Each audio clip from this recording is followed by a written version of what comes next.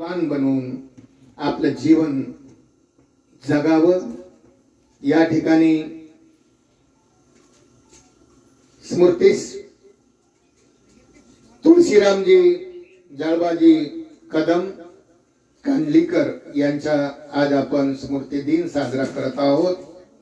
भगवान बुद्धाने म्हटलेलं आहे एका ठिकाणी, माता पितो पठान पुत्रदारस संग हो अनाकुला चकमंता येतं मंगलम उत्तमं।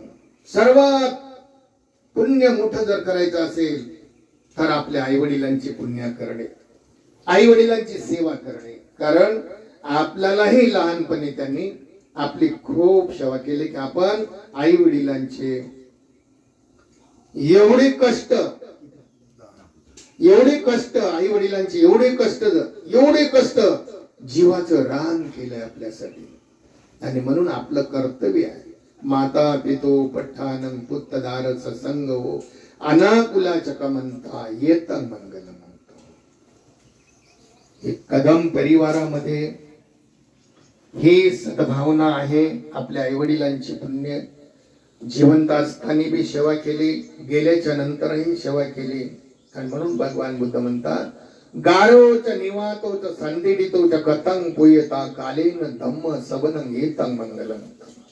गौरव करणे, भिक्षू संघाचा गौरव करणे, ज्येष्ठांचा गौरव करणे, सन्मान करणे, नातेवाईकाचा सन्मान करणे, हे सर्वात मोठं कुशल कर्म सांगितलेलं भगवंताने।